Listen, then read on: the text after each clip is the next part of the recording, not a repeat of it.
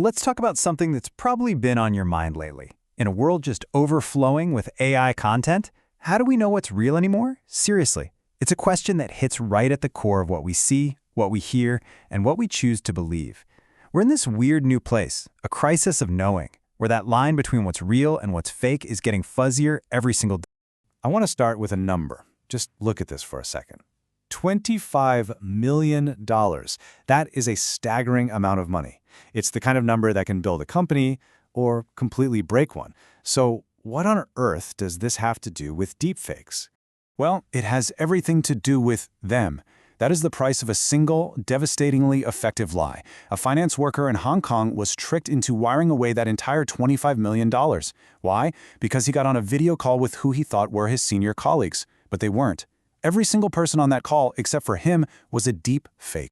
That story, as terrifying as it is the perfect snapshot of where we are right now. We have officially crossed what experts are calling a synthetic reality threshold. It's kind of a fancy term, but what it means is simple and honestly pretty scary. You can't automatically trust your own eyes and ears anymore. And that brings us right to the heart of the problem, doesn't it? The weaponization of trust. Because that's what this is all about. This isn't just about some clever fake videos. This is about technology being used to exploit our most fundamental human instinct, to believe what we see and hear from people we think we know. And this problem is absolutely exploding. I mean, just look at these numbers. Voice phishing attacks, up 170%. Crypto scams using deepfakes, they've surged by over 450%. And the creation of non-consensual synthetic content, it has skyrocketed by a jaw-dropping 1,780%. This isn't some far-off future threat. It is happening right here, right now, in every corner of our digital lives. And the ways it's being used are as creative as they are destructive. It's not just the huge financial heists. It's deeply personal harassment and blackmail using fake compromising material. It's geopolitical espionage, with state-sponsored groups using voice clones to try and fool high-level officials. Heck, it's even market manipulation. A single fake image of an explosion at the Pentagon caused the stock market to briefly nosedive. Think about it. Any part of our society that runs on trust is now a target. So, you have to ask, why is all of this happening so fast? Well, it's because we're caught in the middle of a technological arms race. And right now, the offense is winning, big time. The tools to create these fakes are evolving way faster than our ability to catch them. You know, just a couple of years ago, making a really convincing deepfake was something that took a ton of money and expertise. But with new models like Sora 2, that has all changed.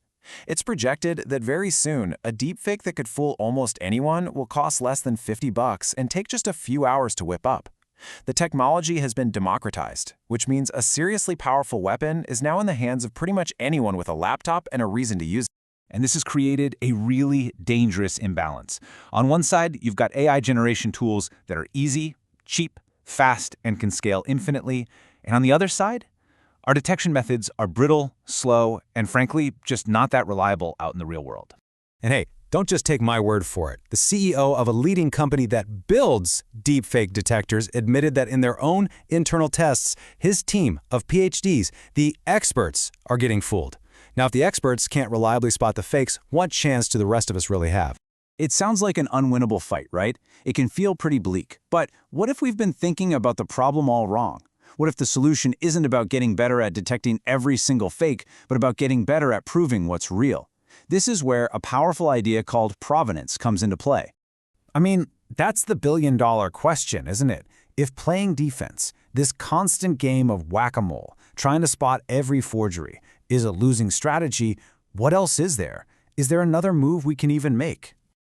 And here it is. It's a simple idea, but it's incredibly powerful. What if, instead of pouring all of our energy into hunting down an endless stream of fakes, we flip the script? What if we focused on creating a rock-solid way to verify and prove what's authentic from the very beginning?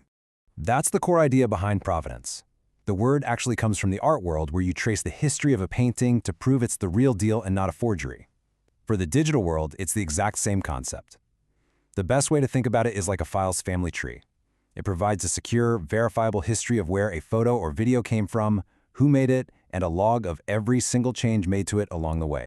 So this idea, digital provenance, isn't just a theory.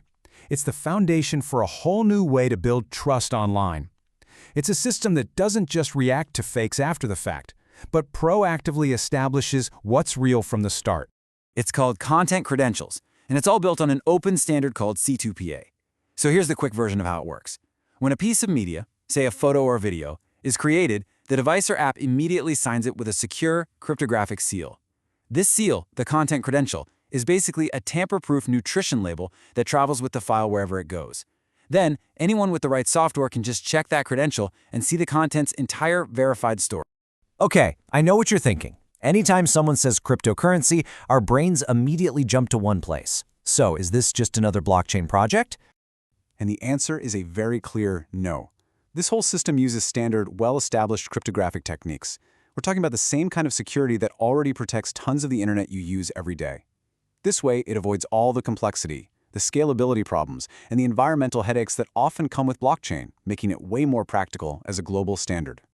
All right, so the next logical question is, does this just solve everything? Is this the magic bullet that's going to wipe out misinformation for good?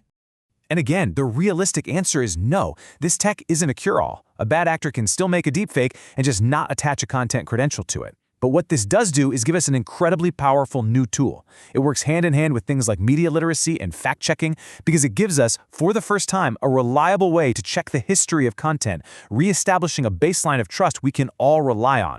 So, after all of this, it brings me to a very personal question for you. In a world full of synthetic media and deepfakes, why should you believe me? How do you know that this voice you're hearing isn't just a clone?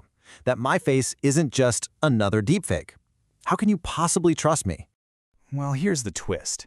You can trust me, because this entire explainer has been a living demonstration of the solution. Every single slide you've seen, every word I've spoken, it all has a content credential attached. It's all been cryptographically signed, creating a tamper-proof record of how it was made and proving that it hasn't been altered. We haven't just been talking about a new foundation for trust. You've been experiencing it this whole time. And really, that's the bottom line. In this new synthetic world, providence is our anchor to reality. It's not going to solve every single problem, but it gives us a firm place to stand, a way to prove what's real. So the real question, the one we all have to answer, is, now that we have this foundation, what are we going to build with it?